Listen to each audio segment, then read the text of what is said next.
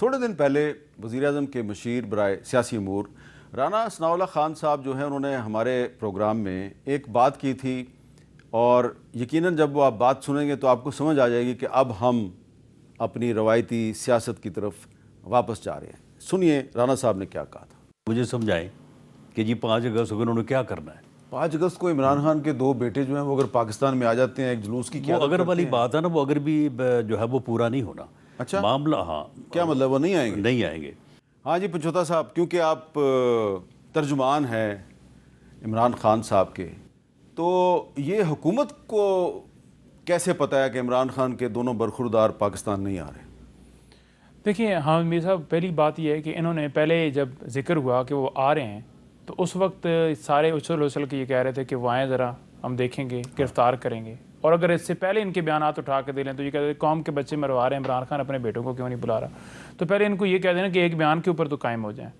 دوسری بات یہ ہے کہ عمران خان کے بچے آ رہے ہیں، بالکل آ رہے ہیں، بالکل آ رہے ہیں، اور کوئی ایسی ڈائریکشن خان صاحب کی طرف سے ہم تک جو آفیشیل ہمارا چینل ہے نہیں پہنچی کہ انہوں نے کہا ہو کہ آپ ان کو روک دیجئے۔ اور تیسری بات یہ ہے کہ ان بچوں نے خود یہ وش ظاہر کی تھی کہ ہم آئیں گے، بلکہ انہوں نے بتایا تھا اپنے والد صاحب کو کہ ہم آ رہے ہیں، اور خان صاحب نے سن کے اس پہ مسکراہٹ دی، خوش ہوئے۔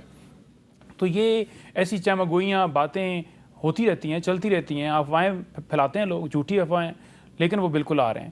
یہ ان کا حق ہے، یہ ان کا ملک ہے، ان کے پاس نائی کاپ ہے، وہ آئیں گے اور اس کا حصہ بننا چاہتے ہیں تو وہ بن سکتے ہیں۔ تحریک ہماری رول آف لاء کے لیے، جمہوریت کے لیے، عمران خان کی رہائی کے لیے، اس میں تمام طرح ہماری یہ ڈیمانڈ شامل ہیں، اور تب تک یہ جاری رہے گی جب تک یہ ہماری جو ڈیمانڈز ہیں وہ پوری نہیں ہو جاتی۔ اور ہم تو نکلے ہوئے ہیں، پاکستان کی خاطر نکلے ہوئے ہیں۔ آج عمران خان بھی اگر اڈیالہ جیل میں ہے تو کوئی اپنی ذاتی کیسز کی وجہ سے تو نہیں ہے۔ پہلے دن بھی اگر اسے اقتدار سے ہٹایا گیا تو اس وجہ سے تو نہیں ہٹایا گیا کہ اس کے اوپر جو ہے وہ بڑا 2 نمبر آدمی تھا، بلکہ اپنے موقع پر قائم رہے۔ انہوں نے کہا کہ ہم اڈے نہیں دیں گے، ایبسولوٹلی ناٹ کہا، اس کے بعد سائفر آیا اور ساری کہانی ہوئی۔ اس کے بعد بھی اب عمران خان کبھی بھی یہ نہیں کہتے کہ میں 2 سال پہلے میں موجود تھا جب یہ باتیں ہوئیں کہ انہوں نے کہا علیمہ خان کے بیان کو وہ سارا ٹویسٹ کر رہے تھے، تو خان صاحب نے کہا کہ آپ باہر جا کر یہ بات کرنا کہ 2 سال پہلے مجھے کہا گیا کہ 3 سال کے لیے آپ پیچھے ہٹ جاؤ، خاموش ہو جاؤ، اپنے موقف سے بیک پہ چلے جاؤ، لیکن 3 سال کا میں 3 منٹ کے لیے بھی پیچھے جانے کو تیار نہیں ہوں۔ تو آپ اس کے حوالے سے یہ باتیں کر رہے ہیں کہ دیکھیں جی یہ ہو گیا، وہ ہو گیا، وہ ڈیل کر رہے ہیں، وہ لیٹے پڑے ہیں۔ عمران خان اپنے موقع پر قائم ہیں، بالکل احتجاج ہمارا ہوگا، ہماری تیاریاں جاری ہیں، اور انشاءاللہ تعالیٰ 5 جو ہے اس سے ہماری جو تحریک ہے وہ تو آغاز ہو گئی ہے، 5 کے بعد انشاءاللہ اس کو آپ کی تحریک کا آغاز ہو گیا ہے؟ بالکل ہو گیا۔ کہاں پہ ہوا ہے؟ دیکھیں ہر جگہ پر، آج بھی جنوبی پنجاب کے اندر کنونشن تھا، ہمارے تمام جگہوں کے اوپر ایکٹیویٹیز جاری ہیں۔ ان کی طرف سے چھاپے چادر چار دیواری کا تقدس وہ سٹل پامال ہے۔ میرے حلقے کے اندر 2 جگہوں پر، ایک عارف کے گھر، ایک غنی خان وزیر ہیں، ان کے گھر ریڈ کیے گئے جب میں نے وہاں پر کنونشن کیا اور بات کی۔ اچھا، اور لوگوں کو اغوا بھی کیا جا رہا ہے، میرے خود حلقے سے لوگ ثناء اللہ کو اغوا کیا گیا۔ بلال اظہر کیانی صاحب، پہلی بات یہ ہے کہ کچھ فیڈرل منسٹرز جو ہیں آپ کے سینئرز، وہ کہہ رہے ہیں جی دیکھیں عمران خان کے تو بچے نہیں آ رہے، تو وہ تو پنچوتا صاحب کہہ رہے ہیں وہ آ رہے ہیں، تو آپ پھر یہی کہیں گے کہ آنا چاہیے، ان کا رائٹ ہے، والد سے ملاقات کرنا ان کا رائٹ ہے؟ میرا خیال سے جی ان کا آنا نہ آنا ایک نان ایونٹ ہے۔ اچھا، آئیں تو آئیں، نہیں آئیں تو نہ آئیں۔ میرے خیال سے اس بات کی کوئی اہمیت نہیں ہے۔ اس ملک کے قوانین ہیں، اگر ان کے پاس انٹری کے لیے کوئی ویزا یا کارڈ ہے، مجھے نہیں پتا، نائی کاپ ہے، تو بے شک آ جائیں، جس طرح کوئی بھی پاکستان وزٹ کر سکتا ہے، مگر میرے نزدیک یہ بات اہمیت کی کوئی خاص حامل نہیں ہے۔ تو اگر تحریک انصاف جو ہے وہ 5 اگست کو لاہور میں جلسے کے لیے اجازت مانگتی ہے تو اس کو اجازت نہیں ملتی، اس کا کیا مطلب ہے؟ کیا آپ اس کی پاپولیرٹی سے خوفزدہ ہیں؟ یہ تو خیر میر صاحب ابھی دیکھیں گے نا کہ اگر یہ درخواست ڈالتے ہیں اور نہیں ڈالی ہوئی ہے، اچھا چلیں، وہ پھر حکومت ہو سکتا ہے کہ آپ ان کو 2 یا 3 اگست کو کہیں ہاں آؤ جلسہ کر لو۔ میرے نزدیک میر صاحب آنیسٹلی اسپیکنگ، میرے نزدیک 5 اگست بھی ایک نان ایونٹ ہے۔ اچھا، اس کی وجہ یہ ہے کہ یقین کریں جی صبح سے کہ ہم حکومتی کاموں میں ہوتے ہیں، اپنے سیاسی ساتھیوں کے ساتھ ہوتے ہیں، سینئر ساتھیوں کے ساتھ ہوتے ہیں، یقین کریں 5 اگست کا ذکر صرف شام کو آ کے ٹاک شو میں ہی ہوتا ہے، اور کہیں پہ نہیں ہوتا، پورا دن کہیں اس کا ذکر نہیں آتا۔ میں آج کا بھی میں آپ کو پچھلے چند دنوں کا میں آپ کو حوالہ دیتا ہوں، کہیں پہ یہ بحث ہی نہیں ہوتی، یہ بات ہی نہیں آتی۔ ہم پورا دن حکومتی چیزوں پہ، معاشی ہوں اور کام ہوں، جس کے ذمہ جو کام لگے، اور اس کے نتیجے میں اسلام آباد سے چینی غائب ہو جاتی ہے۔ نہیں دیکھیے وہ تو ایک خیر اب علیحدہ پوری کہانی ہے، وہ ہم نے آپ سے بات بھی کی ہے، مگر پھر اگر آپ نے پھر بات کرنی ہے، پھر جو ہم نے معاشی استحکام دلائے اس پر بھی آئیں، مختلف سیکٹرز کے اندر جو بہتری لے کے آئے ہیں, جو لوگوں کی توقعات سے بہتر معیشت میں بہتری لے کے آئے ہیں, جو ان لوگوں کی امیدوں پر پانی پھیرا ہے جن کا خیال تھا کہ پچھلی فروری میں جو بھی حکومت بنائے گا وہ تو اس جون تک نہیں رہ سکے گا, کیونکہ معاشی حالات اتنے مہنگے اور مہنگائی کی سطح جو ہے وہ 23-24% پر تھی. تو ان توقعات پر تو پانی پھیرا اور لوگوں کی توقعات سے بہت بہتر الحمدللہ. تو اس سلسلے میں ایک سوال کر لوں پنجوتا صاحب سے, اگر آپ برا نہ منائیں. جی پنجوتا صاحب, یہ تو آپ مانے نا کہ شہباز شریف صاحب کی حکومت نے پاکستان کو ڈیفالٹ سے بچا لیا, ڈیفالٹ نہیں ہو سکا. دیکھیں, آپ اگر قرضہ لے کر یہ کہیں کہ ڈیفالٹ سے ہم بچ گئے ہیں, اور جو کھانے پینے کی چیزیں ہیں, جو روزمرہ کی چیزیں ہیں, جو آپ کے بجلی کے بل ہیں, جو آپ کے گیس کے بل ہیں, جو آپ کی پیٹرول کی قیمت ہے 149 سے آپ کی 273 پر چلی گئی ہے. میرے پاس رسید بھی تھی پچھلی. اچھا ایک منٹ, اب آپ یہاں پہ رک جائیں. جی, یہ 1 اگست کو پٹرول سستا کر رہے ہیں آپ؟ دیکھیے میر صاحب, پیٹرول کی قیمتوں کا تعین 2 چیزوں سے ہوتا ہے.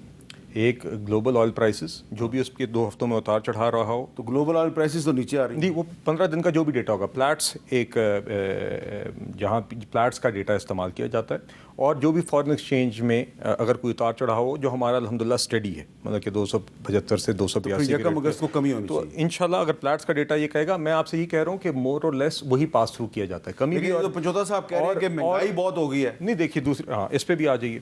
پیٹرول ڈیزل کی قیمت آج بھی تقریباً اسی سطح پر ہے جس پر تب تھی جب ہم نے حکومت سنبھالی تھی, بلکہ جون تک تو پچھلے سال سے کم تھی حکومت سنبھالنے کے بعد. اس کی بنیادی وجہ یہی ہے کہ جب بھی اتار چڑھاؤ آئے ہیں ہم پاس آن کرتے رہے ہیں عوام کو. دوسری, میں نے مہنگائی کی شرح سے ابھی کے متعلق ابھی آپ سے بات کی. جب ہم نے حکومت سنبھالی تھی 23% تھی. پچھلے مالی سال کی ہماری توقع تھی کہ ہم کم کر کے 12% تک لے آئیں گے پورے مالی سال کے لیے. وہ ہم 4.5% تک لے کر آئے, مہنگائی کی شرح کو کم کیا. پالیسی ریٹ اسی کے نتیجے میں 22 سے 11% پر گیا.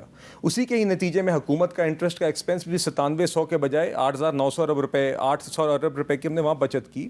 تو مہنگائی ہم قابو میں لے کر آئے. کیا حالات آج پرفیکٹ ہیں؟ کیا دودھ کی نہریں بہ رہی ہیں؟ ہرگز نہیں. حالات مشکل ہیں, مگر اس سے بہت بہتر ہے جو لوگوں کی توقع تھی اور جو پہلے حالات تھے. مزید اگر آگے ہم نے سفر طے کرنا ہے, لوگوں کی قوت خرید بڑھانی ہے, روزگار بھی بڑھا کر, اور قیمتوں کے اندر جہاں پر بھی اس طرح کی ذخیرہ اندوزی ہوتی ہے اس کو بھی قابو میں کر کے, اور مزید اس سسٹم کو بہتر کر کے. بیچ میں ہم نے بجلی کے نرخوں میں بھی جب ممکن ہوا ہم نے کمی کی, پیٹرول کی قیمتوں میں بھی جہاں پہ ممکن ہوا ہم نے کمی کی.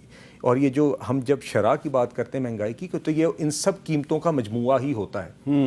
جی پنجوتا صاحب, دیکھیں, یہ خالی اگر بیان دینے سے جو ہے وہ مہنگائی کنٹرول ہو جائے, نمبرز نہیں ہیں ایسے. آپ کہہ رہے ہیں کہ انٹرنیشنل مارکیٹ کے اندر پیٹرول جو ہے وہ سستا ہے, اور ہم بھی اس کے حساب سے سستا کر لیں گے. تو پاکستان تحریک انصاف کی جب حکومت تھی اس سے آج کا کمپیریزن کریں تو آج ڈبل ریٹ کے اوپر کمی آئی ہے انٹرنیشنل مارکیٹ کے اندر. 62 ہے یا 64 ہے, اس راؤنڈ چل رہا ہے. لیکن اس کے باوجود آپ دیکھ لیں کہ 273 کے اوپر بیچ کے آپ یہ کہہ رہے ہیں کہ بڑا. دیکھیں, پیٹرول جو ہے نا وہ تمام چیزوں کے اندر استعمال ہوتا ہے. آپ کوئی بھی لیں, رکشہ ہے, اسکوٹر ہے, کوئی بھی بسیں ہیں, آپ کی فیکٹریاں ہیں, ملیں, اس سے کیا ہوتا ہے کہ ایک تو عام رکشے والے تک وہ برڈن آتا ہے, باقی جو کھانے پینے کی روزمرہ کی ضروریات ہیں وہ بھی مہنگی بنتی ہیں, اور مہنگائی کا اثر ہر جگہ کے اوپر پڑتا ہے. لیکن مہنگائی ان کو نظر نہیں آئے گی جن کے ATM کے اندر کوئی پتہ ہی نہیں ہے کہ کتنے پیسے پڑے ہوئے ہیں. مہنگائی اس کو پتہ چلتی ہے جس کی 20,000 کی ایک مہینے کی تنخواہ ہے, 25,000 کی تنخواہ ہے, یا 30 کی, جس کی نوکری ہے ہی نہیں. 25,000 کی تنخواہ نہیں ہونی چاہیے, یہ انلیگل ہے. کم از کم 40,000 ہونی چاہیے. بالکل 40,000 ہونی چاہیے. لیکن کئی جگہوں پر ایسا ہے کہ 25-30,000 کے اوپر تنخواہیں, اور میں اس کو ثبوت کے ساتھ آپ کے ساتھ ثابت کر کے دے سکتا ہوں. اب اگر PTI سے ہم نے معیشت پر بھاشن سنے نا, یہ تو اس طرح ہی ہے جیسے علی امین گنڈا پور سے دہشت گردی پہ بھاشن سننا. علی امین گنڈا پور نے جو الفاظ ہماری افواج کے متعلق ادا کیے 2-3 ہفتے پہلے ایک پریس کانفرنس میں, اور دہشت گردی کے متعلق اور افواج کے متعلق جو الفاظ ادا کیے تھے وہ وہی الفاظ تھے جو مودی کے تھے. اسی طرح آپ معیشت کو لے لیں, وہ لوگ جن نے 4 سال کی, یہ کیوں اپنی پرفارمنس کے بارے میں 4 سال کی بات نہیں کرتے؟ ہم پہ پتہ کیا الزام آتا تھا جب ہم اپوزیشن میں تھے کہ 2013 سے 18 کے ہمیں رٹاتے رہتے ہیں, کبھی سی پیک کی بات کرتے ہیں, کبھی لوڈ شیڈنگ کے خاتمے کی بات کرتے ہیں. ہمیں باقاعدہ جرنلسٹ کہتے تھے کہ یار آپ کیا بار بار اپنی وہی, ہم کہتے تھے ہماری کارکردگی ہم بولتے ہیں, کیوں کبھی 2018 سے 22 کی معاشی کارکردگی کے جملے ہی نہیں بولتے؟ یہ تو وہی ایک رٹی رٹائی وہی بات جو 2018 سے پہلے کی تقریر تھی عمران خان کی, وہی آج کل آ گئی, وہی ٹاکنگ پوائنٹس, وہی باتیں کرتے رہتے ہیں.